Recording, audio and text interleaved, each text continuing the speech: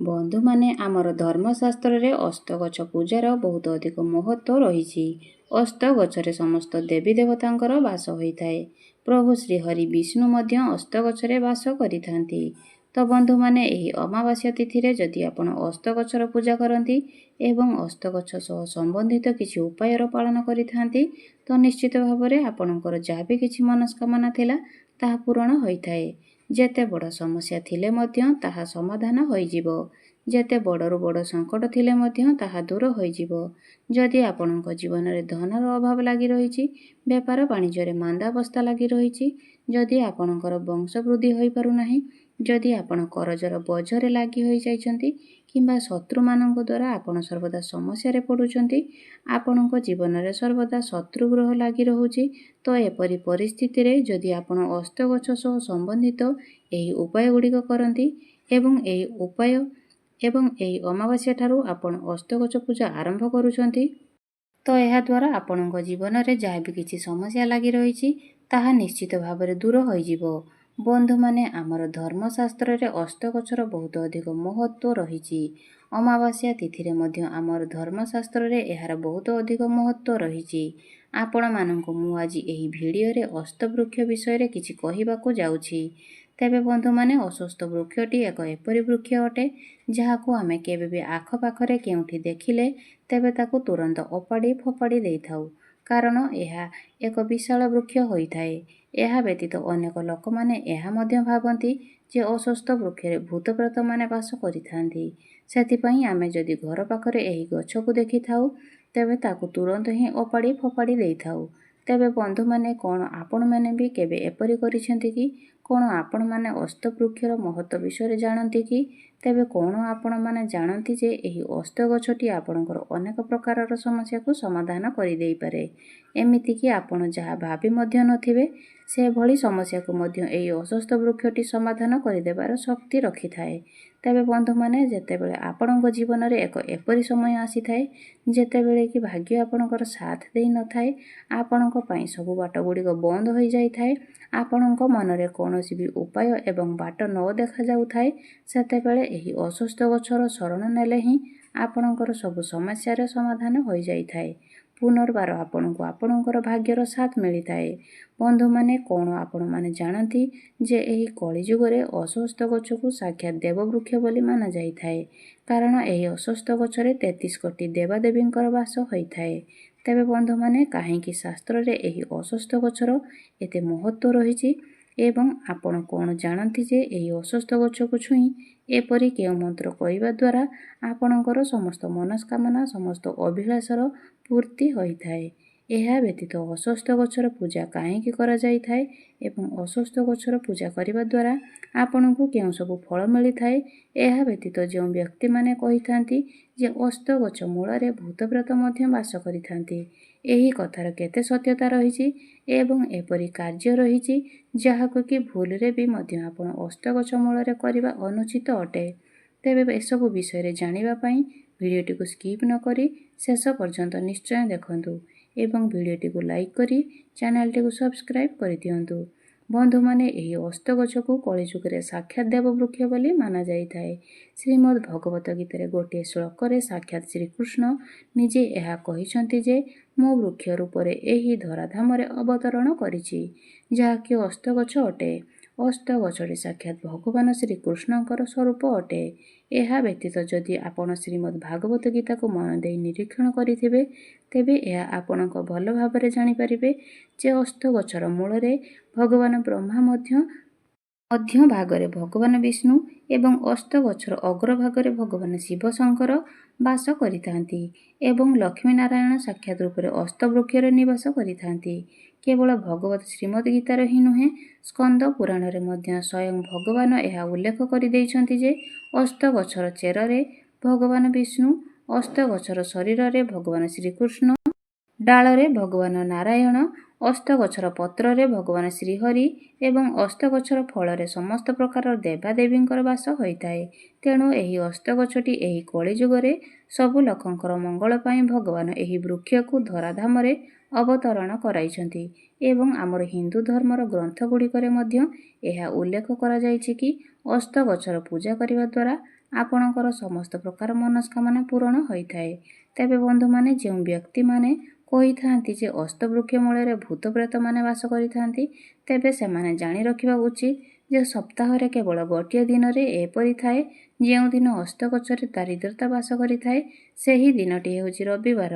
ରବିବାର ଦିନ ଅଷ୍ଟଗଛରେ ଦାରିଦ୍ରତାର ବାସ ହୋଇଥାଏ, ଯେଉଁ କାରଣରୁ କି ଶାସ୍ତ୍ରରେ ମଧ୍ୟ ରବିବାର ଦିନ ଅଷ୍ଟଗଛକୁ ପୂଜା କରିବା ବଞ୍ଚିତ ଅଟେ। ତେଣୁ ସେଥିପାଇଁ ଆପଣଙ୍କୁ କେବେ ବି ରବିବାର ଦିନ ଅଷ୍ଟଗଛ ମୂଳରେ ଜଳ ଅର୍ପଣ କରିବା କିମ୍ବା ଅଷ୍ଟଗଛକୁ ପୂଜା କରିବା ଅନୁଚିତ ଅଟେ। ଏହା ବ୍ୟତୀତ ଯଦି ଆପଣଙ୍କ ଘରର କାନ୍ଥରେ କିମ୍ବା ଆପଣଙ୍କ ଘରର ଆଖପାଖରେ କେଉଁଠାରେ ଅଷ୍ଟଗଛ ଉଠିଛି ଏବଂ ଆପଣ ତାଙ୍କୁ କାଟିଦେବା ପାଇଁ ଚାହୁଁଛନ୍ତି, ତେବେ ଆପଣ ରବିବାର ଦିନ ସେହି କାମଟିକୁ କରିପାରିବେ। ରବିବାର ବ୍ୟତୀତ ସପ୍ତାହର ଅନ୍ୟ କୌଣସି ଦିନରେ ଆପଣ ଏହି କାର୍ଯ୍ୟ କରିବା ଉଚିତ ନୁହେଁ। ରବିବାର ଦିନ ଆପଣ ଏପରି କରିବା ଦ୍ୱାରା ଆପଣଙ୍କ ଗୃହରୁ ଦାରିଦ୍ରତାର ନାଶ ହୋଇଥାଏ। ଶାସ୍ତ୍ରରେ ଉଲ୍ଲେଖ ଅଛି ଯେ ଜଣେ ବ୍ୟକ୍ତିକୁ ନିଜ ଜୀବନକାଳ ମଧ୍ୟରେ କମ୍ ସେ କମ୍ ଗୋଟିଏ ଅଷ୍ଟବୃକ୍ଷ ରୋପଣ କରିବା ଉଚିତ। ମାତ୍ର ଏହି କଥାର ସର୍ବଦା ଘରଠାରୁ ଅନେକ ଦୂରରେ ଲଗାଇବା ଉଚିତ ଏବଂ ଭୁଲରେ ମଧ୍ୟ ଯେପରି ଆପଣଙ୍କ ଗୃହ ଉପରେ ଅଷ୍ଟଗଛର ଛାଇ ନ ପଡ଼ୁଥାଏ, ସେଥିପ୍ରତି ଆପଣ ବିଶେଷ ଧ୍ୟାନ ଦେବା ଉଚିତ। ଏବଂ ଆମେ ଯଦି ବୈଜ୍ଞାନିକ ଦୃଷ୍ଟିକୋଣରୁ ମଧ୍ୟ ଦେଖିବା, ତେବେ ବି ଅଷ୍ଟଗଛ ଆମ ପାଇଁ ଲାଭକାରୀ ଅଟେ। କାରଣ ଯେତେ ପ୍ରକାର ବୃକ୍ଷଲତା ରହିଛି, ସେଥିମଧ୍ୟରୁ ଅଷ୍ଟବୃକ୍ଷ କେବଳ ଗୋଟିଏ ମାତ୍ର ବୃକ୍ଷ ଅଟେ, ଯିଏକି 24 ଘଣ୍ଟା ଆମକୁ ଅମ୍ଳଜାନ ପ୍ରଦାନ କରିଥାଏ, ଯେତେବେଳେ କି ଅନ୍ୟ ବୃକ୍ଷମାନେ ଆମକୁ 12 ଘଣ୍ଟା ହିଁ ଅମ୍ଳଜାନ ଦେଇଥାନ୍ତି। ଏହା ବ୍ୟତୀତ ଅଷ୍ଟବୃକ୍ଷରେ ଅନେକ ଔଷଧୀୟ ପଦାର୍ଥ ମଧ୍ୟ ମିଳିଥାଏ, ଯାହା ଅନେକ ଗୁଡ଼ିଏ ଅସାଧ୍ୟ ରୋଗର ମଧ୍ୟ ନିବାରଣ କରିପାରେ। ବନ୍ଧୁମାନେ, ଆପଣ ଯଦି ଶାସ୍ତ୍ରକୁ ଭଲ ଭାବରେ ଅନୁଧ୍ୟାନ କରିବେ, ତେବେ ବନ୍ଧୁମାନେ, ଯଦି ଆପଣ ରବିବାର ବ୍ୟତୀତ ଅନ୍ୟ କୌଣସି ବି ଦିନରେ ଅଷ୍ଟଗଛକୁ କାଟିବା ପାଇଁ ଚିନ୍ତା କରୁଥାନ୍ତି, ତେବେ ଏପରି କରିବା ଦ୍ୱାରା ଆପଣଙ୍କୁ ପିତୃପୁରୁଷମାନଙ୍କୁ ଅନେକ କଷ୍ଟ ଭୋଗ କରିବାକୁ ପଡ଼ିଥାଏ। ଏହା ବ୍ୟତୀତ ଆପଣଙ୍କର ବଂଶ ବୃଦ୍ଧିରେ ମଧ୍ୟ ଅନେକ ବାଧା ସୃଷ୍ଟି ହୋଇଥାଏ। ମାତ୍ର ଯଦି ଆପଣ ଅଷ୍ଟଗଛକୁ କାଟିବା ପାଇଁ ଚାହୁଁଥାନ୍ତି, ତେବେ ନିୟମ ପୂର୍ବକ ଏହାର ପୂଜା କରି ତାପରେ ଆପଣ ଏହାକୁ କାଟିବା ଉଚିତ। ଏବେ ଆସନ୍ତୁ ଜାଣିବା ଅଷ୍ଟଗଛକୁ କିପରି ପୂଜା କରିବା ଉଚିତ ଏବଂ ଆପଣ ଅଷ୍ଟଗଛକୁ ପୂଜା କରିବା ଦ୍ୱାରା ଆପଣଙ୍କୁ କେଉଁ ସବୁ ଫଳ ପ୍ରାପ୍ତି ହୋଇଥାଏ। ତେବେ ବନ୍ଧୁମାନେ, ମୁଁ ଆପଣଙ୍କୁ ପୂର୍ବରୁ କହିସାରିଛି ଯେ ସପ୍ତାହର ରବିବାର ଦିନଟିକୁ ଛାଡ଼ିଦେଇ ଆପଣ ଅନ୍ୟ 6ଟି ଦିନ ଗୁଡ଼ିକରେ ଅଷ୍ଟଗଛକୁ ପୂଜା କରିପାରିବେ। ଏବଂ ଯଦି କୌଣସି ଦିନ ଶନିବାର ଅମାବାସ୍ୟାଟି ପଡ଼ିଥାଏ ଏବଂ ସେହିଦିନ ଆପଣ ଅଷ୍ଟଗଛ ମୂଳରେ ଭଗବାନ ହନୁମାନଙ୍କୁ ପୂଜା ଅର୍ଚ୍ଚନା କରିଥାନ୍ତି ଏବଂ ହନୁମାନ ଚାଳିଶାର ପାଠ କରିଥାନ୍ତି, ତ ଆପଣଙ୍କ ଘର ସମସ୍ତ ସମସ୍ୟା ଗୁଡ଼ିକ ଦୂର ହୋଇଯାଇଥାଏ। ବନ୍ଧୁମାନେ, ଅମାବାସ୍ୟା ଦିନ ବିଶେଷ ରୂପରେ ଭଗବାନ ବିଷ୍ଣୁଙ୍କ ସହିତ ମା ଲକ୍ଷ୍ମୀ ମଧ୍ୟ ଅଷ୍ଟଗଛର ନିବାସ କରିଥାନ୍ତି। ତେଣୁ ସେଥିପାଇଁ ଯଦି ଆପଣ ଅମାବାସ୍ୟା ଦିନ ଅଷ୍ଟଗଛ ନିକଟରେ ଓମ୍ ନମୋ ଭଗବତେ ବାସୁଦେବାୟ ନମଃ ଏହି ମନ୍ତ୍ରର ପାଠ କରନ୍ତି, ତେବେ ଆପଣଙ୍କୁ ମା ଲକ୍ଷ୍ମୀଙ୍କର ଆଶୀର୍ବାଦ ପ୍ରାପ୍ତ ହୋଇଥାଏ ଏବଂ ମା ଲକ୍ଷ୍ମୀ ଆପଣଙ୍କ ଗୃହରେ ସ୍ଥାୟୀ ରୂପରେ ବାସ କରିଥାନ୍ତି। ଏବଂ ପଦ୍ମ ପୁରାଣରେ ମଧ୍ୟ ଏହା ବର୍ଣ୍ଣନା କରାଯାଇଅଛି ଯେ ଯଦି କୌଣସି ବ୍ୟକ୍ତି ଅଷ୍ଟଗଛକୁ ଛୁଇଁ ତାଙ୍କର ପରିକ୍ରମା କରନ୍ତି, ତେବେ ଏହାଦ୍ୱାରା ଭକ୍ତ ବ୍ୟକ୍ତିଙ୍କର ଆୟୁ ମଧ୍ୟ ବୃଦ୍ଧି ହୋଇଥାଏ।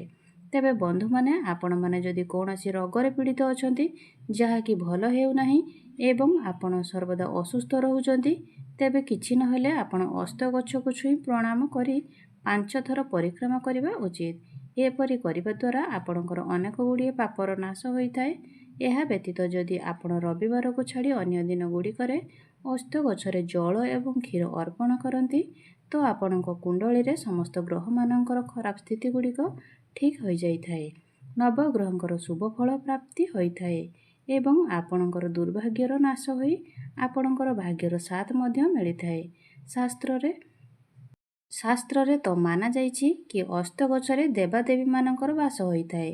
ଏହା ବ୍ୟତୀତ ଶାସ୍ତ୍ରରେ ମଧ୍ୟ ଏହା ଉଲ୍ଲେଖ କରାଯାଇଛି ଯେ ଅଷ୍ଟଗଛରେ ପିତୃପୁରୁଷମାନଙ୍କର ମଧ୍ୟ ବାସ ହୋଇଥାଏ। ତ ବନ୍ଧୁମାନେ, ଆପଣଙ୍କର ଇଚ୍ଛା ଶକ୍ତି ମଧ୍ୟ ଆପଣ ଯଦି କୌଣସି ତୀର୍ଥଯାତ୍ରା କରିପାରୁନାହାନ୍ତି, ତେବେ ଆପଣ ଯଦି ଅଷ୍ଟଗଛକୁ 11 ଥର ପରିକ୍ରମା କରନ୍ତି, ଆପଣଙ୍କୁ ତୀର୍ଥଯାତ୍ରାରୁ ପୁଣ୍ୟ ଫଳ ପ୍ରାପ୍ତ ହୋଇଥାଏ। ଏହା ବ୍ୟତୀତ ଯେଉଁ ବ୍ୟକ୍ତିମାନେ ସ୍ୱାମୀଙ୍କର ବକ୍ର ଦୃଷ୍ଟିରେ ପୀଡ଼ିତ ଅଛନ୍ତି, ଶାସ୍ତ୍ରରେ ବର୍ଣ୍ଣନା କରାଯାଇଅଛି ସେହି ବ୍ୟକ୍ତିମାନେ ଯଦି ଶନିବାର ଦିନ ଅଷ୍ଟଗଛ ମୂଳରେ ଜଳ ଏବଂ କଞ୍ଚା କ୍ଷୀର ଅର୍ପଣ କରି ସୋରିଷ ତେଲର ଏକ ଦୀପ ପ୍ରଜ୍ୱଳନ କରନ୍ତି ତେବେ ସେମାନଙ୍କୁ ଶନି ଦଶାଠାରୁ ମୁକ୍ତି ମିଳିଥାଏ। ଏବଂ ଏହା ସହିତ ଯଦି ଆପଣ ଓମ୍ ନମଃ ଶିବାୟର ଗୋଟିଏ ମାଳାକୁ ଜପ କରନ୍ତି ତେବେ ମଧ୍ୟ ଆପଣଙ୍କୁ ଶନି ଦଶାଠାରୁ ମୁକ୍ତି ମିଳିଥାଏ। ତେବେ ବନ୍ଧୁମାନେ, ଆପଣମାନେ ଯଦି ପ୍ରତ୍ୟେକ ଦିନ ରବିବାର ଦିନ ଅନ୍ୟ ଦିନ ଗୁଡ଼ିକରେ ପ୍ରତିଦିନ ସନ୍ଧ୍ୟା ସମୟରେ ଅସ୍ତ ଗଛ ମୂଳରେ ଏକ ଦୀପ ପ୍ରଜ୍ୱଳନ କରନ୍ତି ତେବେ ଯେତେ ବଡ଼ ସମସ୍ୟା ହେଉ ପଛେ ଆପଣଙ୍କ ଜୀବନରୁ ତାହା ଦୂର ହୋଇଯାଇଥାଏ ଏବଂ ଆପଣଙ୍କ ଗୃହର ସମସ୍ତ ନକାରାତ୍ମକ ଶକ୍ତି ଗୁଡ଼ିକ ମଧ୍ୟ ନଷ୍ଟ ହୋଇଯାଇଥାଏ। ତେବେ ବନ୍ଧୁମାନେ, ଶାସ୍ତ୍ରରେ ଅସ୍ତ ଗଛକୁ ବୃକ୍ଷମାନଙ୍କ ମଧ୍ୟରେ ରାଜା ଏବଂ ମନୁଷ୍ୟମାନଙ୍କର ସବୁଠାରୁ ବଡ଼ ମିତ୍ର ବୋଲି ମଧ୍ୟ ବର୍ଣ୍ଣନା କରାଯାଇଛି। ତେବେ ଆପଣ ଯେତେ ବଡ଼ ସମସ୍ୟାରେ ଦୂରେଇ ରହିଥାନ୍ତୁ ପଛେ ଏବଂ ଆପଣଙ୍କୁ କୌଣସି ରାସ୍ତା ଦେଖାଯାଉ ନାହିଁ ଏବଂ ଆପଣ ନିଜ ଭିତରେ ନିରାଶ ଅନୁଭବ କରୁଛନ୍ତି ତେବେ ଆପଣଙ୍କୁ ଏହି ଅସ୍ତ ଗଛ ହିଁ ରକ୍ଷା କରିପାରିବ। ଯଦି ଆପଣ ଶ୍ରଦ୍ଧା ଏବଂ ଭକ୍ତିର ସହିତ ଅସ୍ତ ଗଛକୁ ଛୁଇଁ ତା ନିକଟରେ ବସି ଓମ୍ ନମଃ ଶିବାୟ ଏବଂ ଓମ୍ ନମୋ ଭଗବତେ ବାସୁଦେବାୟ ମନ୍ତ୍ରଟିର ଜପ କରନ୍ତି ତେବେ ଅଳ୍ପ କିଛି ଦିନ ମଧ୍ୟରେ ଆପଣଙ୍କୁ ସବୁ ସମସ୍ୟାଠାରୁ ମୁକ୍ତି ମିଳିଯାଇଥାଏ।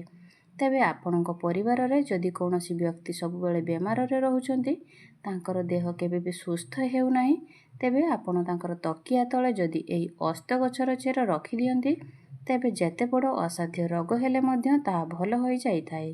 ତେବେ ବନ୍ଧୁମାନେ, ଆପଣ ଯଦି ନିଜ ଜୀବନରେ ଚମତ୍କାରୀ ଲାଭ ଦେଖିବା ପାଇଁ ଚାହୁଁଥାନ୍ତି ତେବେ ଆପଣ ଅସ୍ତ ଗଛ ମୂଳରେ ବସି ଅସ୍ତ ଗଛର 11ଟି ପତ୍ର ନିଅନ୍ତୁ ଏବଂ ସେହି ପତ୍ର ଉପରେ ଲାଲ ଚନ୍ଦନରେ ଜୟ ଶ୍ରୀରାମ ଲେଖନ୍ତୁ ଏବଂ ସେହି ପତ୍ର ଗୁଡ଼ିକରେ ଗୋଟିଏ ମାଳା ପ୍ରସ୍ତୁତ କରି ସେହି ମାଳାକୁ ଆପଣ ଭଗବାନ ହନୁମାନଙ୍କୁ ଅର୍ପଣ କରନ୍ତୁ।